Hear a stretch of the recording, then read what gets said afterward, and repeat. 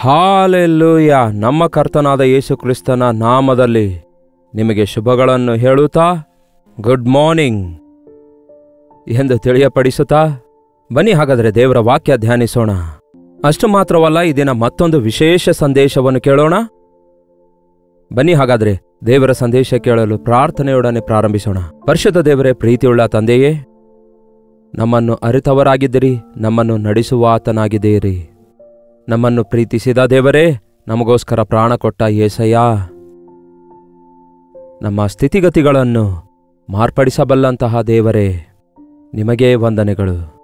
ಈ ಸಮಯದಲ್ಲಿ ನಮ್ಮೊಂದಿಗೆ ಮಾತಾಡಿರೆಂದು ಕ್ರಿಸ್ತನ ನಾಮದಲ್ಲಿ ಬೇಡುತ್ತೇನೆ ತಂದೆಯೇ, ಆಮೇನ್. ದೇವರಿಗೆ ಸ್ತೋತ್ರ. ಇಂದು ಜನವರಿ 14, ಆದರೆ ಜನವರಿ 15 ಅಂದರೆ ನನಗೆ ಒಂದು ವಿಶೇಷವಾದ ದಿನವಾಗಿದೆ. ಯಾಕೆಂದರೆ 41 ವರ್ಷಗಳ ಹಿಂದೆ ಜನವರಿ 15ನೇ ತಾರೀಕಿನಂದು, ಅಂದರೆ 1983ನೇ ವರ್ಷದಲ್ಲಿ ಜನವರಿ 15ನೇ ತಾರೀಕಿನಂದು ಕರ್ತನು ಕೊಟ್ಟ ವಾಗ್ದಾನವನ್ನು ಹಿಡಿದುಕೊಂಡು ನನಗೂ ನನ್ನ ಹೆಂಡತಿಗೂ ಮದುವೆಯಾದ ನಂತರ 15 ದಿನಗಳವರೆಗೂ ಒಂದು ಪ್ರತ್ಯೇಕವಾದ ಸೇವೆ ಮಾಡುವುದಕ್ಕೋಸ್ಕರ ದೇವರು ನಮಗೆ ಕಳುಹಿಸಿಕೊಟ್ಟಂತಹ ಸ್ಥಳಗಳಿಗೆ ಹೋಗಿ ಸೇವೆ ಪ್ರಾರಂಭಿಸಲಾಯಿತು. ಹಿಂದಕ್ಕೆ ತಿರುಗಿ ನೋಡುವುದಾದರೆ ದೇವರು ಎಷ್ಟೋ ನಂಬಿಗಸ್ತನಾಗಿದ್ದಾರೆ. ಆತನ ವಾಗ್ದಾನಗಳು ಎಷ್ಟು ದೊಡ್ಡದಾಗಿವೆ ಎಂಬುದಾಗಿ ಯೋಚಿಸಿದರೆ ಆಶ್ಚರ್ಯವಾಗುತ್ತೆ. ಇವೆಲ್ಲ ನಮ್ಗ್ಯಾಕೆ ಹೇಳ್ತಾ ಇದ್ದೀರಿ ಅಂದುಕೊಳ್ತಾ ಇದ್ದೀರಾ? ನಿಮಗೋಸ್ಕರವೂ ಕೂಡ ದೇವರು ದೊಡ್ಡ ಪ್ರಣಾಳಿಕೆಯುಳ್ಳವರಾಗಿದ್ದಾರೆ. ನಿಮ್ಮ ಸಂಗಡವೂ ಕೂಡ ದೇವರು ಮಾತಾಡ್ತಿದ್ದಾರೆ. ನಿಮಗೂ ಕೂಡ ವಾಗ್ದಾನ ಮಾಡ್ತಿದ್ದಾರೆ. ನಿಮ್ಮನ್ನು ಕೂಡ ಕರ್ತನು ಕರೆಯುತ್ತಿದ್ದಾರೆ. ನಿಮ್ಮನ್ನು ಕೂಡ ಆತನು ರಕ್ಷಿಸಿದ್ದಾನೆ. ಹಾಗಾದರೆ ದೇವರ ಪ್ರಣಾಳಿಕೆಗಳನ್ನು ನೀವು ಅರಿತುಕೊಂಡಿದ್ದೀರಾ? ಏನೋ ಒಂದು ಆಚಾರ ಪದ್ಧತಿಯ ಪ್ರಕಾರ ಭಕ್ತಿ ಅನುಸರಿಸುತ್ತಿದ್ದೇವೆ ಅಂದುಕೊಳ್ತಿದ್ದೇವೆ ಹೊರತು, ಕರ್ತನು ನಮ್ಮನ್ನು ಯಾಕೆ ಕರೆದಿದ್ದಾರೆ, ಯಾಕೆ ನಾವು ರಕ್ಷಿಸಲ್ಪಟ್ಟಿದ್ದೇವೆ, ಯಾಕೆ ಜೀವಿಸುತ್ತಿದ್ದೇವೆ ಎನ್ನುವುದು ಗುರುತಿಸುವ ಅವಶ್ಯಕತೆ ಎಷ್ಟೋ ಅಗತ್ಯವಾಗಿದೆ. ಈ ದಿನ ನನ್ನ ಜೀವಿತ ಸಾಕ್ಷಿಯನ್ನು, ಅನುಭವ ಸಾಕ್ಷಿಯನ್ನು ಒಂದೇ ಒಂದು ಮಾತಿನಲ್ಲಿ ಹೇಳಬಲ್ಲೆ. ನನ್ನ ವಿಷಯದಲ್ಲಿ ಅಲ್ಲ, ಅನೇಕರ ವಿಷಯದಲ್ಲಿ ಇಂತಹ ಪ್ರಣಾಳಿಕೆಯುಳ್ಳ ಕರ್ತನು ಪ್ರತಿಯೊಬ್ಬರನ್ನು, ಅಂದರೆ ಆತನಿಗೆ ಒಪ್ಪಿಸಿಕೊಟ್ಟವರನ್ನು ಅದ್ಭುತವಾಗಿ ಉಪಯೋಗ ಮಾಡಿಕೊಳ್ತಾರೆಂಬ ಸಂಗತಿಯನ್ನು ಜ್ಞಾಪಕಗೊಳಿಸುತ್ತೇನೆ. ದೇವರ ಚಿತ್ತ ಹೇಗೆ ತಿಳಿದುಕೊಳ್ಳಬಹುದು ಎಂದು ಕೆಲವರು ಕೇಳ್ತಾರೆ. ನಾನು ಅನೇಕ ವರ್ಷಗಳವರೆಗೂ ಚೆನ್ನೈನಲ್ಲಿ ಉಳ್ಕೊಳ್ಳುತ್ತಾ ದೈವಸೇವಕರ ನಾಯಕತ್ವದ ಅಡಿಯಲ್ಲಿ ಆಲಯದಲ್ಲಿ ನಾನಾ ವಿಧವಾದಂತಹ ಸೇವೆಯನ್ನು ಮಾಡುತ್ತಾ, ಅಹಂಭಾವವನ್ನು ಜಜ್ಜಿಕೊಳ್ಳುತ್ತಾ, ಸ್ವಾರ್ಥವನ್ನು ಶಿಲುಬೆಗೆ ಹಾಕುತ್ತಾ, ಕಠಿಣವಾದ ಕ್ರಮಶಿಕ್ಷಣೆಯನ್ನು ಕಲಿತುಕೊಳ್ಳುವುದಕ್ಕಾಗಿ ದೇವರು ನನಗೆ ಸಹಾಯ ಮಾಡಿದ್ದಾರೆ. ಅದು ಆ ದಿನ ಕಠಿಣವಾಗಿತ್ತು, ಆದರೆ ಅದು ಈ ದಿನಕ್ಕೂ ಕೂಡ ನನಗೆಷ್ಟೋ ಪ್ರಯೋಜನಕರವಾಗಿದೆ. ನನ್ನ 30 ವರ್ಷ ವಯಸ್ಸಿನಲ್ಲಿ ದೇವರ ಚಿತ್ತಾನುಸಾರವಾಗಿ ನನಗೆ ವಿವಾಹವಾಯಿತು. ನನಗೆ ವಿವಾಹ ಆದ ನಂತರ, ಕರ್ತನೇ ನಿನ್ನ ಚಿತ್ತ ಏನಾಗಿದೆ ಸೇವೆಯ ವಿಷಯದಲ್ಲಿ ಎಂದು ಪ್ರಾರ್ಥನೆ ಮಾಡಿದಾಗ ದೇವರು ಒಂದು ವಾಗ್ದಾನ ಕೊಟ್ಟರು. ನನಗೆ ಬಹಳ ಅವಕಾಶಗಳಿದುವು. ಬಹಳ ಸ್ಥಳಗಳಲ್ಲಿ ನನಗೆ ಒಳ್ಳೆಯ ಅವಶ್ಯಕತೆಗಳನ್ನು ತೀರಿಸಿ, ನನಗೆ ಸಂಬಳ ಕೊಟ್ಟು, ವ್ಯಾನ್ ಕೊಟ್ಟು, ಬಂಗ್ಲಾ ಕೊಟ್ಟು, ನಾವು ನಿನ್ನನ್ನು ಮ್ಯಾನೇಜರ್ ಆಗಿ, ಡೈರೆಕ್ಟರ್ ಆಗಿ ನಮ್ಮ ಸಂಸ್ಥೆಯಲ್ಲಿ ಇಟ್ಕೊಳ್ತೇವೆ, ನಮ್ಮ ಸೇವೆಗೆ ಬನ್ನಿರಿ ಎಂಬುದಾಗಿ ಮುಂಚೆ ನಾನು ಸೇವೆ ಸಲ್ಲಿಸಿದ ಸೇವಕರು ಆಹ್ವಾನಿಸಿದರು. ಹೀಗೆ ಕಣ್ಣಿಗೆ ಎಷ್ಟೋ ಒಳ್ಳೆಯದಾಗಿ ಕಾಣಿಸುವಂತಹ ಅವಕಾಶಗಳಿದ್ರೂ ಕೂಡ, ದೇವರೇ ನಿನ್ನ ಚಿತ್ತ ಏನಾಗಿದೆ ಎಂದು ಕೇಳಿದೆ. ದೇವರ ಚಿತ್ತ ಏನಾಗಿದೆ ಎಂದು ತಿಳಿದುಕೊಳ್ಳಲು ಪ್ರಾರ್ಥಿಸಿದಾಗ ದೇವರು ಈ ವಾಗ್ದಾನ ಕೊಟ್ಟರು. ಪ್ರಿಯರೇ, ಓದಿಕೊಳ್ಳೋಣವೇ?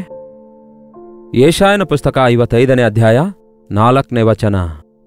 ಇಗೋ, ನಾನು ಅವನಿಗೆ ಜನಾಂಗಗಳಿಗೆ ಸಾಕ್ಷಿಯನ್ನಾಗಿ ನೇಮಿಸಿದ್ದೇನೆ, ನನ್ನ ಸಾಕ್ಷಿಯನ್ನಾಗಿ ನಿನ್ನನ್ನು ನಾನು ನೇಮಿಸಿದ್ದೇನೆ. ನಿಜವಾಗ್ಲೂ ಈ ದಿನಗಳಲ್ಲಿ ಒಂದು ಚರ್ಚಿನವರಿಗಾಗಲಿ, ಒಂದು ಊರಿನವರಿಗಾಗಲಿ, ಒಂದು ಪ್ರಾಂತ್ಯದವರಿಗಾಗಲಿ ಅಲ್ಲದೆ ಅನೇಕರಿಗೆ ಆತನ ಸಾಕ್ಷಿಯನ್ನಾಗಿ ನಿಲ್ಲುವ ಕೃಪೆ ನನಗೆ ದೇವರು ಕೊಟ್ಟಿದ್ದಾರಲ್ಲವೇ? ಇದು ಆ ದಿನ ನನಗೆ ಅರ್ಥ ಆಗಲಿಲ್ಲ, ಆದರೆ ನಂಬುವುದರಿಂದ ಅದ್ಭುತಗಳನ್ನು ನೋಡಬಲ್ಲೆವು. ಎರಡನೇದು, ಜನರಿಗೆ ರಾಜನನ್ನಾಗಿಯೂ ಅಧಿಪತಿಯನ್ನಾಗಿಯೂ ಅವನನ್ನು ನೇಮಿಸುವೆನು. ನಿನ್ನನ್ನು ಒಬ್ಬ ರಾಜನನ್ನಾಗಿಯೂ ಅಧಿಪತಿಯನ್ನಾಗಿಯೂ ಒಬ್ಬ ಅಧಿಕಾರಿಯನ್ನಾಗಿಯೂ ನೇಮಿಸಿದ್ದೇನೆ. ಇದು ನಿಮಗೆ ಹೇಗೆ ಅರ್ಥ ಆಗುತ್ತೋ ಗೊತ್ತಿಲ್ಲ, ಆದರೆ ನೀನು ಇನ್ನೊಬ್ಬರ ಕೈ ಕೆಳಗಿದ್ದು ಸೇವೆ ಮಾಡುವ ಅಗತ್ಯವಿಲ್ಲ. ಮುಂಚೆ ನೀನು ಯಾವ ರೀತಿ ಮಾಡಿದೆಯೋ ಆ ರೀತಿ ಅಲ್ಲ. ನಿನ್ನ 30 ವರ್ಷ ವಯಸ್ಸಿನಲ್ಲಿ ನಿನ್ನ ಆಧ್ಯಾತ್ಮಿಕ ಜೀವಿತದಲ್ಲಿ ನಿನ್ನ ಸೇವೆಯ ವಿಷಯದಲ್ಲಿ ನನ್ನ ಪ್ರಣಾಳಿಕೆಯ ವಿಧಾನಗಳು ಬೇರೆಯಾಗಿವೆ. ನಿನ್ನನ್ನು ನಾನು ರಾಜನನ್ನಾಗಿ ಮಾಡುತ್ತಿದ್ದೇನೆ, ಅಧಿಪತಿಯನ್ನಾಗಿ ಮಾಡುತ್ತಿದ್ದೇನೆ. You start your own ministry ಎಂದು ಹೇಳಿದಂತೆಯೇ ಅಲ್ಲಿನ ಅರ್ಥ ನಾವು ಗಮನಿಸಬಹುದು. ಒಂದು ಪ್ರತ್ಯೇಕವಾದ ಸೇವೆಯನ್ನು ಪ್ರಾರಂಭಿಸು. ಎಲ್ಲಿ ಪ್ರಾರಂಭಿಸಬೇಕು, ಹೇಗೆ ಪ್ರಾರಂಭಿಸಬೇಕು, ಯಾವುದರಿಂದ ಪ್ರಾರಂಭಿಸಬೇಕು ಎಂದು ಮತ್ತೆ ಕರ್ತನಿಗೆ ಕೇಳಿದಾಗ ಸ್ಪಷ್ಟವಾಗಿ ಆತನು, ನಾನು 10-11 ವರ್ಷಗಳವರೆಗೂ ಚೆನ್ನೈನಲ್ಲಿದ್ದ ನಂತರ ಆಂಧ್ರ ಪ್ರದೇಶನಲ್ಲಿರುವ ವೆಸ್ಟ್ ಗೋದಾವರಿ ಎಂಬ ಒಂದು ಚಿಕ್ಕ ಊರಿನಲ್ಲಿ, ಅಲ್ಲಿ ಕನಿಷ್ಠ 700 ಮನೆಗಳು ಕೂಡ ಇರಲ್ಲ, ಆ ಗ್ರಾಮದಲ್ಲಿ ಅಲ್ಲಿಂದ ನೀನು ಸೇವೆಯನ್ನು ಪ್ರಾರಂಭಿಸೊಂದು ದೇವರು ಹೇಳಿದ್ರು. ಅರ್ಥವಾಗದಿದ್ದರೂ ವಿಧಿಯನಾಗುವುದನ್ನು ಕಲಿತುಕೊಂಡೆ. ನಮಗೆ ಅರ್ಥ ಆಗದಿದ್ದರೂ ಕೂಡ ನಾವು ಅಧೀನರಾಗುವಾಗ ಅದ್ಭುತ ನಮ್ಮ ಜೀವಿತದಲ್ಲಿ ಕಾಣ್ತೇವೆ. ಅಷ್ಟಕ್ಕೂ ನಾನು ರಕ್ಷಿಸಲ್ಪಟ್ಟಾಗ ದೇವರು ನನಗೆ ಕೊಟ್ಟ ವಾಗ್ದಾನ ಅನೇಕ ಸಂದರ್ಭದಲ್ಲಿ ಹಂಚಿಕೊಂಡಿದ್ದೇನೆ. ಈ ದಿನ ಬಹಳಷ್ಟು ಜನ ಅದೇ ವಾಗ್ದಾನ ದೇವರು ನನಗೂ ಕೊಟ್ಟಿದ್ದಾರೆ ಅನ್ನುತ್ತಾರೆ. ಯೆರೆಮೀಯನ ಪುಸ್ತಕ 1ನೇ ಅಧ್ಯಾಯ 4ನೇ ವಚನ, ಯೆಹೋವನು ಈ ವಾಕ್ಯವನ್ನು ನನಗೆ ದಯಪಾಲಿಸಿದನು. ನಾನು ನಿನ್ನನ್ನು ಗರ್ಭದಲ್ಲಿ ರೂಪಿಸುವುದಕ್ಕಿಂತ ಮುಂಚೆ ನಿನ್ನನ್ನು ತಿಳಿದಿದ್ದೇನು. ನೀನು ಉದರದಿಂದ ಬರುವುದಕ್ಕೆ ಮೊದಲೇ ನಿನ್ನನ್ನು ಪ್ರತಿಷ್ಠಿಸಿದ್ದೇನು. ಜನಾಂಗಗಳಿಗೆ ಪ್ರವಾದಿಯನ್ನಾಗಿ ನಿನ್ನನ್ನು ನೇಮಿಸಿದ್ದೇನೆ. ಈ ವಾಗ್ದಾನ ಆ ದಿನದಲ್ಲಿ 18 ವರ್ಷ ವಯಸ್ಸುಳ್ಳ ಯವನಸ್ಥನಾದ ನನಗೆ ಏನೂ ಅರ್ಥ ಆಗಲಿಲ್ಲ ಪ್ರಿಯರೇ. ಅಲ್ಲಿಯವರೆಗೂ ನಾನು ಬೈಬಲನ್ನೇ ಓದಿರಲಿಲ್ಲ. ಯೇಸುವಿನ ಸುವಾರ್ತೆಯನ್ನು ಕೇಳಿದ ಕೆಲವು ತಿಂಗಳುಗಳಲ್ಲಿಯೇ ನಾನು ಯೇಸುವಿಗೆ ನನ್ನ ಹೃದಯ ಅರ್ಪಿಸಿಕೊಟ್ಟು ರಕ್ಷಣೆ ಹೊಂದಿದೆ. ಹಾಗೆ ರಕ್ಷಿಸಲ್ಪಟ್ಟಂತಹ ಕೆಲವೇ ತಿಂಗಳುಗಳಲ್ಲಿ ಕರ್ತನು ತನ್ನ ವಾಗ್ದಾನ ನನಗೆ ಕೊಟ್ಟು, ನೀನು ಸೇವಕನಾಗಿದ್ದಿ, ನನ್ನ ಸೇವೆ ಮಾಡಬೇಕು ಎಂದು 18 ಹೆಚ್ಚು ಕಡಿಮೆ 19 ವರ್ಷ ವಯಸ್ಸಿನಲ್ಲಿಯೇ ಆಗಲೇ ನಾನು ಸಂಪೂರ್ಣ ಸೇವೆಗೆ ಬಂದೆ. ಆಗ ನನಗೇನೂ ಅರ್ಥ ಆಗಲಿಲ್ಲ. ನನಗೆ ಯಾವ ಸಾಮರ್ಥ್ಯತೆ ಇದೆ, ಯಾವ ಸೇವೆಯ ಅನುಭವ ನನಗಿದೆ, ದೇವರು ಯಾಕೆ ನನ್ನನ್ನು ಕರೆಯುತ್ತಿದ್ದಾರೆ ಅನ್ನೋದಾದರೆ ಉತ್ತರ ಅಲ್ಲೇ ಇದೆ. ನೀನು ತಾಯಿಯ ಗರ್ಭದಲ್ಲಿ ರೂಪಿಸುವುದಕ್ಕಿಂತ ಮುಂಚೆ, ಆಹಾ ಎಂಥ ದೊಡ್ಡ ದೇವರು ನೋಡಿ, ನಿನ್ನನ್ನು ಅರಿತಿದ್ದೇನೆ. ದಾವೀದನು ಹೇಳ್ತಾನಲ್ಲವೇ, ನಾನು ಗರ್ಭದಲ್ಲಿ ಪಿಂಡವಾಗಿರುವಾಗಲೇ ನಿನ್ನ ಕಣ್ಣು ನನ್ನನ್ನು ನೋಡಿದವು. ಇದು ಕೇವಲ ದಾವೀದನಿಗಾಗಲಿ ಜಯಪಾಲಾದ ನನ್ನ ವಿಷಯದಲ್ಲಾಗಲಿ ಬೇರೆ ಸೇವಕರ ವಿಷಯದಲ್ಲಾಗಲಿ ಅಂದ್ಕೊಳ್ಬೇಡ್ರಿ. ಆತನು ನಿಮ್ಮನ್ನು ಅರಿತವನಾಗಿದ್ದಾನೆ. ಅದನ್ನು ನೀವು ಅರಿತುಕೊಳ್ತಾ ಇಲ್ಲ. ದೇವರು ನನ್ನನ್ನು ಅರಿತುಕೊಂಡಿದ್ದಾರೆ ಎಂದು ನೀವು ಅರಿತುಕೊಳ್ಳುವಾಗ ನಿಮ್ಮ ಜೀವಿತ ಧನ್ಯವಾಗುತ್ತೆ. ದೇವರು ನನ್ನನ್ನು ಅರಿತುಕೊಂಡಿದ್ದಾರೆ ಎಂದು ಆ ಮಾತನ್ನು ನೀವು ನಂಬುವಾಗ ಅದ್ಭುತವನ್ನು ನೋಡುತ್ತೀರಿ. ಆ ದಿನ ಅರ್ಥ ಆಗದಿದ್ದರೂ ನಾನು ನಂಬಿದೆ ಪ್ರಿಯರೇ. ಜನಾಂಗಗಳಿಗೆ ಪ್ರವಾದಿಯನ್ನಾಗಿ ನಿನ್ನನ್ನು ನೇಮಿಸಿದ್ದೇನೆ ಎಂಬ ಮಾತು ಒಬ್ಬ ಪಾಸ್ಟರ್ ಆಗ್ತೇನೆ, ಸೇವಕನಾಗ್ತೇನೆ ಅಂದುಕೊಂಡೆ ಅಷ್ಟೇ. ಕಾಕಿನಾಡ ಪಟ್ಟಣದಿಂದ ನಾನು ಚೆನ್ನೈಗೆ ಟ್ರೈನಿಂಗ್ಗೋಸ್ಕರ, ಥಿಯಾಲಜಿಕಲ್ ಟ್ರೈನಿಂಗ್ಗೋಸ್ಕರ ಬರಬೇಕಾಯಿತು. ಆದರೆ ಆ 11 ವರ್ಷ ತರಬೇತಿಯ ಕಾಲದಲ್ಲಿ ನನ್ನನ್ನು ದೇವರು ಸಿದ್ಧಪಡಿಸಿದಂತಹ ವಿಧಾನ, ಆತನ ವಾಕ್ಯ ಧ್ಯಾನಿಸುವುದಕ್ಕಾಗಿ, ಮೊಳಕಾಲೂರಿ ಪ್ರಾರ್ಥಿಸುವುದಕ್ಕಾಗಿ, ಮೊಳಕಾಲಿನ ಮೇಲೆ ವಾಕ್ಯ ಪಠಿಸುವುದಕ್ಕಾಗಿ, ನಶಿಸಿ ಹೋಗುವ ಆತ್ಮಗಳ ಕುರಿತು ಭಾರವುಳ್ಳವನಾಗಿರುವುದಕ್ಕಾಗಿ ದೇವರು ಅದ್ಭುತವಾದ ರೀತಿಯಲ್ಲಿ ಸಹಾಯ ಮಾಡಿದ್ದಾರೆ. ಆ ರೀತಿ ದೇವರು ತನ್ನ ಕಾರ್ಯಗಳನ್ನು ನಡೆಸುವುದರ ಮೂಲಕ ದೇವರ ನಾಮಕ್ಕೆ ಮಹಿಮೆ ತರುವಂತಹ ಜೀವಿತವನ್ನೇ ದೇವರು ನನಗೆ ಕೊಟ್ಟಿದ್ದಾರೆ. ನನ್ನ ಟ್ರೈನಿಂಗ್ ಪೀರಿಯಡ್ನಲ್ಲಿಯೂ ಅನೇಕ ಆತ್ಮಗಳನ್ನು ಗೆದ್ದಿದ್ದೇನೆ. ಆದರೆ 30 ವರ್ಷ ವಯಸ್ಸಾದಾಗ, ಇದೇ ತಿಂಗಳು ಜನವರಿ 15ನೇ ತಾರೀಕಿನಂದು 41 ವರ್ಷಗಳ ಹಿಂದೆ ದೇವರು ಕೊಟ್ಟ ಆ ವಾಗ್ದಾನ ಅಕ್ಷರಶಃ ಈ ದಿನ ನೆರವೇರಿದೆ ಪ್ರಿಯರೇ. ಯೆಶಾಯ 55:5, ನಿನಗೆ ಗೊತ್ತಿಲ್ಲದ ಜನಾಂಗವನ್ನು ನಿನ್ನ ಅಧೀನಕ್ಕೆ ಕರೆಯುವಿ, ನಿನಗೆ ಗೊತ್ತಿಲ್ಲದ ಜನಾಂಗವನ್ನು ನೀನು ಕರೆಯುವಿ. ನಿನ್ನನ್ನು ಅರಿಯದ ಜನರು ನಿನ್ನ ಬಳಿಗೆ ಓಡೋಡಿ, ಏನಂತೆ, ನಿನ್ನನ್ನು ಅರಿಯದ ಜನರು ನೀನು ಯೆಹೋವನನ್ನು ಮಹಿಮೆಪಡಿಸುವುದನ್ನು ನೋಡಿ ನಿನ್ನ ದೇವರಾದ ಯೆಹೋವನ ನಿಮಿತ್ತ, ಪರಿಶುದ್ಧ ದೇವರ ನಿಮಿತ್ತ ನಿನ್ನ ಬಳಿಗೆ ಓಡೋಡಿ ಬರುತ್ತಾರೆ. ನಿಜವಾಗ್ಲೂ ನಾನು ಟಿವಿ ಸೇವೆ ಪ್ರಾರಂಭಿಸಿದಾಗ ವಾಕ್ಯ ಟಿವಿಯಲ್ಲಿ ಯಾರಿಗೆ ಹೇಳ್ತಿದ್ದೇನೆಂದು ಗೊತ್ತಿಲ್ಲ. ನಾನು ಅರಿಯದವರಿಗೆ ದೇವರ ವಾಕ್ಯವನ್ನು ತಲುಪಿಸಿದೆ. ಅವರು ದೇವರನ್ನು ಅರಿತುಕೊಳ್ಳುವುದಕ್ಕಾಗಿ ಕಲ್ವರಿ ಉಜ್ಜೀವನ ಕೂಟಗಳನ್ನು ಏರ್ಪಡಿಸಿದಾಗ, ಕಲ್ವರಿ ದರ್ಶನ ಎಂಬ ಟಿವಿ ಕಾರ್ಯಕ್ರಮದ ಮೂಲಕ ರಕ್ಷಣೆ ಹೊಂದಿದಂಥವರು ಅನೇಕ ಊರುಗಳಿಂದ, ಹಳ್ಳಿಪಳ್ಳಿಗಳಿಂದ, 100, 200, 300 ಗ್ರಾಮಗಳಿಂದ ನಾವೆಲ್ಲೇ ಕೂಟ ಇಟ್ಟರು, ಇಲ್ಲವೇ ಯಾವುದೇ ಸ್ಥಳದಲ್ಲಿ ಒಂದು ಮೀಟಿಂಗ್ಸ್ ಇಟ್ಟಾಗ ಅವರು ಬರುವುದನ್ನು ನೋಡ್ತೇವೆ. ಎಷ್ಟೋ 100 ಸ್ಥಳಗಳಲ್ಲಿ ನಾವು ಇಂತಹ ಕೂಟಗಳನ್ನಿಟ್ಟಾಗ ಜನರು ಗುಂಪು ಗುಂಪಾಗಿ, ಸಮೂಹವಾಗಿ ಹೇಗೆ ಬಂದರು? ಅವರು ಸುಮ್ಮನೆ ಬಂದವರಲ್ಲ, ವಾಕ್ಯ ಕೇಳಿ ಬಲ ಹೊಂದಿದವರಾಗಿದ್ದರು. ಟೆಲಿವಿಷನ್ ಪ್ರೋಗ್ರಾಮ್ಸ್ ಮೂಲಕ ವಾಕ್ಯ ಕೇಳಿ ರಕ್ಷಣೆ ಹೊಂದಿದಂಥವರಾಗಿದ್ದರು. ಅದನ್ನು ನೋಡಿದಾಗ ಅಕ್ಷರಶಃ ದೇವರ ವಾಗ್ದಾನ ನೆರವೇರುತ್ತಾಯಿತು. ನೀನು ಅರಿಯದ ಜನಾಂಗಗಳನ್ನು ಕರೆಯುವಿ, ನಿನ್ನನ್ನು ಅರಿಯದ ಜನರು ನಿನ್ನ ಬಳಿಗೆ ಬರ್ತಾರೆ. ಆದರೆ ನನ್ನ ಬಳಿಯಲ್ಲೇನಿದೆ? ನಿನ್ನ ದೇವರಾದ ಯೆಹೋವನ ನಿಮಿತ್ತ ನಿನ್ನ ಬಳಿಗೆ ಬರ್ತಾರೆ ಎಂದು ವಾಕ್ಯ ಹೇಳುತ್ತೆ. ಯೆಹೋವನು ನಿನಗೆ ವೈಭವ ಕೊಟ್ಟಿರುವುದನ್ನು ನೋಡಿ, ನಿನ್ನನ್ನು ಆಶೀರ್ವದಿಸಿದಾಗ, ದಿವ್ಯದಾನ ಕೊಟ್ಟಾಗ, ದೇವರು ನಿನಗೆ ವೈಭವ ಕೊಟ್ಟಾಗ ಜನರು ನಿನ್ನ ಬಳಿಗೆ ಬರುತ್ತಾರೆ ಎನ್ನುವುದು ಅಕ್ಷರಶಃ ನೆರವೇರುವುದನ್ನು ನಾವು ನೋಡಿದ್ದೇವೆ. ಆತನು ನಂಬಿಗಸ್ತನಾದ ದೇವರಾಗಿದ್ದಾನೆಂದು ನಂಬಿರಿ. ನಿಮಗೂ ಕೂಡ ವಾಗ್ದಾನ ಇದೆಯಾ? ಓವರ್ ನೈಟಲ್ಲಿ ಅದು ಫುಲ್ಫಿಲ್ ಆಗಬೇಕೆಂದು ಅಂದುಕೊಳ್ಬೇಡಿ. ಈ ವಾಗ್ದಾನ ದೇವರು ನನಗೆ 41 ವರ್ಷಗಳ ಹಿಂದೆ ಕೊಟ್ಟರು. ಅದು ಇನ್ನೂ ಪರಿಪೂರ್ಣವಾಗಿ ನೆರವೇರಿಲ್ಲ ಅಂದುಕೊಳ್ತೇನೆ. ನನ್ನ ರಕ್ಷಣೆ ವಾಗ್ದಾನ ಕೂಡ ಹೆಚ್ಚು ಕಡಿಮೆ 52 ವರ್ಷಗಳ ಹಿಂದೆ ಕೊಟ್ಟ ವಾಗ್ದಾನ ಆಗಿದೆ. ಅದು ಇನ್ನೂ ನೆರವೇರುತ್ತಲೇ ಇದೆ. ಆತನು ನಂಬಿಗಸ್ತನಾದ ದೇವರಾಗಿದ್ದಾರೆ.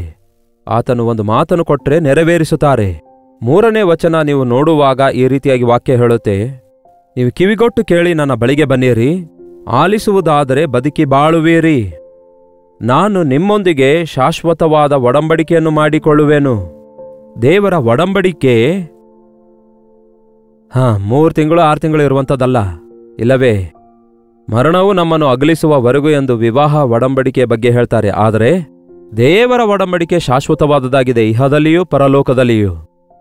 ಶಾಶ್ವತವಾದ ಒಡಂಬಡಿಕೆ ಮಾಡಿಕೊಳ್ಳುವೆನು. ದಾವೀದನಿಗೆ ತೋರಿಸಿದಂತಹ ಶಾಶ್ವತವಾದ ಕೃಪೆಯನ್ನು ತೋರಿಸುವೆನು. ನೋಡಿ ಪ್ರಿಯರೇ, ನಮ್ಮ ಕರ್ತನು ಎಂಥ ದೊಡ್ಡ ವಾಗ್ದಾನ ನಮಗೆ ಕೊಡ್ತಿದ್ದಾರೆ. ಹಾಗಾದರೆ ಯಾಕೆ ನಾವು ಹಾಗೆ ಸಂಕೋಚಿತವಾದ ಮನಸ್ಸಿನಿಂದಿರಬೇಕು? ದೇವರು ನನ್ನೊಂದಿಗೆ ಮಾಡಿಕೊಂಡ ಒಡಂಬಡಿಕೆ ಏನಾಯ್ತು? ದೇವರು ನನ್ನನ್ನು ಮರ್ತೋಗಿದ್ದಾರೇನೋ, ನನ್ನನ್ನು ಬಿಟ್ಟಿದ್ದಾರೇನೋ, ನನಗೆ ಆತನು ಮಾಡಿದ ವಾಗ್ದಾನ ನೆರವೇರಲಿಲ್ವಲ್ಲ ಎಂದು ಕುಗ್ಗಿ ಹೋಗ್ತೇವೆ. ಹಾಗೆ ಹೇಳಬೇಕಾದ್ರೆ ನನ್ನ ಜೀವಿತದಲ್ಲೂ ಕೂಡ ಈ 41 ವರ್ಷ ಹೂವಿನ ಹಾದಿಯಲ್ಲಿ ಏನು ನಾನು ನಡೆಯಲಿಲ್ಲ ಪ್ರಿಯರೇ. ಮುಳ್ಳಿನ ಮೇಲೆಯೂ ಕೂಡ ನಡೆದಿದ್ದೇನೆ. ಅನೇಕ ಶ್ರಮೆಗಳು, ಹೋರಾಟಗಳು, ಕಷ್ಟಗಳನ್ನು ಎದುರಿಸಿದ್ದೇನೆ. ನಾನು ನೋಡಿದ್ದೇನೆ. ಆದರೆ ನಂಬಿಗಸ್ತನಾದ ದೇವರು ನನ್ನ ಕೈ ಬಿಡಲಿಲ್ಲ. ನಂಬಿಗಸ್ತನಾದ ದೇವರು ನನ್ನನ್ನು ಮರೆಯಲಿಲ್ಲ. ನಿತ್ಯ ನಿಬಂಧನೆ ಮಾಡಿಕೊಂಡ ದೇವರು ತನ್ನ ಬರೋಣದವರೆಗೂ ಆತನಿಗೆ ಸಾಕ್ಷಿಯಾಗಿ ಜೀವಿಸಲು ಸಹಾಯ ಮಾಡ್ತಿದ್ದಾರೆಂದು ನಂಬುತ್ತಿದ್ದೇನೆ ಪ್ರಿಯರೇ. ಈ ಉದಯ ಕಾಲ ಸಮಯದಲ್ಲಿ ಒಬ್ಬ ಜೈಪಾಲ್ ಎಂಬ ಈ ವ್ಯಕ್ತಿಯನ್ನು 18-19 ವರ್ಷ ವಯಸ್ಸಿನಲ್ಲಿ ಕಾಕಿನಾಡ್ ಎಂಬ ಊರಿನ ಬೀದಿಗಳಲ್ಲಿ ತಿರುಗಾಡುತ್ತಿರುವಾಗ ದೇವರು ಕೋರಿಕೊಂಡು ಕರೆದು ತನ್ನ ಚಿತ್ತವನ್ನು ಬಯಲುಪಡಿಸಿದಾಗ, ದೇವರ ಕೈಗೆ ನನ್ನನ್ನೇ ಒಪ್ಪಿಸಿಕೊಟ್ಟಾಗ, ಈಗ ದೇವರ ಕೈಗಳಿಂದ ಹೇಗೆ ಉಪಯೋಗ ಆಗ್ತಿದ್ದಾನೆ ಎಂಬುದನ್ನು ನಿಮ್ಮ ಕಣ್ಣಾರೆ ನೋಡುವ ಹಾಗೆ ಸಾಕ್ಷಿಯಾಗಿ ನಿಂತಿದ್ದೇನಲ್ಲವೇ? ನನ್ನಂಥವನನ್ನೇ ರಕ್ಷಿಸಿದ ಯೇಸು ನಿಮ್ಮನ್ನು ಯಾಕೆ ರಕ್ಷಿಸೋದಿಲ್ಲ? ನಿಮ್ಮಲ್ಲಿ ಬಹಳ ಜನರು ಪ್ರವೀಣರಾಗಿದ್ದೀರಿ, ವೆಲ್ ಎಜುಕೇಟೆಡ್ ಆಗಿದ್ದೀರಿ, ಬಹಳ ಸಾಮರ್ಥ್ಯವುಳ್ಳವರಾಗಿದ್ದೀರಿ. ನಾನು ಯಾವ ಪಾಸ್ಟರ್ ಕುಟುಂಬದಲ್ಲಿ ಹುಟ್ಟಲಿಲ್ಲ, ನೀವಾದರೂ ದೈವರ ಸೇವಕರ ಕುಟುಂಬದಲ್ಲಿಯೇ ಹುಟ್ಟಿದ್ದೀರಿ. ನಿಮ್ಮನ್ನು ಇನ್ನಷ್ಟು ಹೆಚ್ಚು ಉಪಯೋಗಿಸಿಕೊಳ್ಳಲು ದೇವರು ಆಶಿಸುತ್ತಿದ್ದಾರೆ. ಈ ಅನುದಿನದ ಧ್ಯಾನದಲ್ಲಿ ದೇವರ ಮಾತು ಕೇಳ್ತಿರುವಂತಹ ನೀವು ಆಯಾ ಸಮಯದಲ್ಲಿ ಈ ಮಾತು ನನಗಾಗಿದೆ ಎಂದು ನಿಮ್ಮ ಹೃದಯಕ್ಕೆ ಅನ್ವಯಿಸಿಕೊಳ್ಳೋದಾದರೆ, ಆತನ ಮಾತಿನಲ್ಲಿ ವಿಶ್ವಾಸವಿಟ್ಟು ವಿಧೇಯರಾಗೋದಾದರೆ, ಅದ್ಭುತ ಕಾರ್ಯಗಳನ್ನು ನಿಮ್ಮ ಜೀವಿತದಲ್ಲಿ ನೀವು ನೋಡ್ತೀರಿ. ಈ ಸಮಯದಲ್ಲಿ ಒಂದು ಸಾರಿ ಆಲೋಚಿಸಿರಿ. ನಿಮಗೆ ಕೊಟ್ಟ ವಾಗ್ದಾನಗಳನ್ನು ಜ್ಞಾಪಕ ಮಾಡಿಕೊಳ್ಳಿರಿ. ಅವು ಇನ್ನೂ ನೆರವೇರಿಲ್ಲ ಎಂಬ ಆಲೋಚನೆಯಲ್ಲಿರೋದಾದರೆ ಈ ಕ್ಷಣವೇ ಮೊಳಕಾಲೂರಿ, ಕರ್ತನೇ, ನೀವೇ ಈ ವಾಗ್ದಾನ ಕೊಟ್ಟಿದ್ದೀರಲ್ಲವೇ, ಇದನ್ನು ನೆರವೇರಿಸು ಎಂದು ನಂಬಿಕೆಯುಳ್ಳವರಾಗಿ ಪ್ರಾರ್ಥಿಸಿರಿ. ಆಗ ಅದ್ಭುತ ನಿಮ್ಮ ಜೀವಿತದಲ್ಲಿ ಕಾಣುವಿರಿ. ಬನ್ನಿ ಪ್ರಾರ್ಥಿಸೋಣ. ಪರಿಶುದ್ಧನೇ, ಪ್ರೀತಿಯುಳ್ಳ ತಂದೆಯೇ, ನಂಬಿಗಸ್ತನಾದ ದೇವರೇ, ನಿಮಗೆ ವಂದನೆಗಳು. ಮಾತು ಕೊಟ್ಟು ನೆರವೇರಿಸುವ ದೇವರೇ, ನಿಮಗೆ ವಂದನೆಗಳು. 47 ವರ್ಷಗಳ ಹಿಂದೆ ಅನಾಮಿಕನಾದ ನನ್ನನ್ನು ನಿಮ್ಮ ಕರೆಗೆ ಅಧೀನನಾದಾಗ ನೀವು ನನ್ನನ್ನು ಆಕರ್ಷಿಸಿಕೊಂಡಾಗ, ನಿಮ್ಮ ಕೈಯಲ್ಲಿ ನನ್ನನ್ನು ತೆಗೆದುಕೊಂಡು ನನ್ನನ್ನು ಉಪಯೋಗಿಸಿಕೊಳ್ಳುವ ವಿಧಾನಕ್ಕಾಗಿ, ಅನೇಕರಿಗೆ ಸಾಕ್ಷಿಯನ್ನಾಗಿ ನಿಲ್ಲಿಸಿದ್ದಕ್ಕಾಗಿ ನಿಮಗೆ ವಂದನೆಗಳು. ಈ ಸಣ್ಣ ಸೇವೆಯಲ್ಲಿ 41 ವರ್ಷಗಳಿಂದ ಮುಂದುವರಿಸುವುದಕ್ಕೆ ಕೃಪೆ ಕೊಟ್ಟಿದ್ದಕ್ಕಾಗಿ ನಿಮಗೆ ವಂದನೆಗಳು. ಯಾರ್ಯಾರು ಈ ಅನುದಿನದ ಧ್ಯಾನ ವೀಕ್ಷಿಸುತ್ತಿದ್ದಾರೋ ಅವರ ಮೇಲೆ ನಿಮಗಿರುವ ನಿಮ್ಮ ಪ್ರಣಾಳಿಕೆಯನ್ನು ಈ ದಿನ ಅವರು ಗ್ರಹಿಸಿಕೊಳ್ಳುವ ಹಾಗೆ ನಿಮ್ಮಲ್ಲಿ ನಂಬಿಕೆ ಇಡಲು ಸಹಾಯ ಮಾಡಿರೆಂದು ಕ್ರಿಸ್ತನ ನಾಮದಲ್ಲಿ ಬೇಡುತ್ತೇನೆ ತಂದೆಯೇ, ಆಮೇನ್. ತಂದೆಯಾದ ದೇವರ ಪ್ರೀತಿಯೂ ಮಗನಾಗಿರುವ ಕ್ರಿಸ್ತನ ಕೃಪೆಯೂ ಆದರಣೆ ಕರ್ತನಾದ ಪರಿಶುದ್ಧಾತ್ಮನ ಸಹವಾಸವು ಕೂಡಿ ಬಂದಿರುವ ನಮ್ಮೆಲ್ಲರ ಸಂಗಡ ಇಂದಿಗೂ ಸದಾಕಾಲಕ್ಕೂ ನೆಲೆಯಾಗಿರಲಿ, ಆಮೇನ್. ದೇವರಿಗೆ ಸ್ತೋತ್ರ. ನಿಮ್ಮ ಪ್ರಾರ್ಥನಾ ಮನವಿಗಳನ್ನು 8939731313 ನಂಬರ್ಗೆ ಒಂದು ಟೆಕ್ಸ್ಟ್ ಇಲ್ಲವೇ ವಾಯ್ಸ್ ಮೆಸೇಜ್ ಮೂಲಕ ವಾಟ್ಸಪ್ ಮಾಡಿರಿ. ನಿಮ್ಮ ಪಕ್ಷದಲ್ಲಿ ನಾವು ಪ್ರಾರ್ಥಿಸ್ತಿದ್ದೇವೆ, ನೀವು ಪ್ರಾರ್ಥಿಸಿರಿ. ದೇವರು ಮಾಡುವ ಅದ್ಭುತ ಕಾರ್ಯಗಳನ್ನು ಕಾಣುವಿರಿ. ಅದೇ ರೀತಿ ಹೊರದೇಶದಿಂದಲೂ ನೀವು ವೀಕ್ಷಿಸುತ್ತಿರೋದಾದರೆ ಇದೇ ನಂಬರ್ಗೆ ನಿಮ್ಮ ಪ್ರಾರ್ಥನಾ ಮನವಿಗಳನ್ನು ಮತ್ತು ಪ್ರೈಸ್ ರಿಪೋರ್ಟ್ಸ್ಗಳನ್ನು ತಪ್ಪದೆ ಕಳಿಸಿಕೊಡಬೇಕೆಂಬುದಾಗಿ ಕೋರುತ್ತೇವೆ. ಇದುವರೆಗೂ ನೀವು ಡಾಕ್ಟರ್ ಜಯಪಾಲ್ ಕನ್ನಡ ಯೂಟ್ಯೂಬ್ ಚಾನಲ್ಗೆ ಸಬ್ಸ್ಕ್ರೈಬ್ ಮಾಡಿಕೊಳ್ಳದಿದ್ದರೆ ದಯವಿಟ್ಟು ಸಬ್ಸ್ಕ್ರೈಬ್ ಮಾಡಿಕೊಂಡು ಲೈವ್ ಚಾಟ್ನಲ್ಲಿ ಬಂದು ನಿಮ್ಮ ಊರು ಹೆಸರನ್ನು ಟೈಪ್ ಮಾಡಿರಿ ಎಂದು ಕೋರುತ್ತೇನೆ. ಕರ್ತನ ಚಿತ್ತವಿರುವುದಾದರೆ ಮತ್ತೆ ನಾಳೆ ಇದೇ ಅನುದಿನದ ಧ್ಯಾನದಲ್ಲಿ ಭೇಟಿಯಾಗೋಣ. ಅಲ್ಲಿವರೆಗೂ ದೇವರ ಮಹಾಕೃಪೆ ನಿಮ್ಮೆಲ್ಲರೊಂದಿಗಿರಲಿ.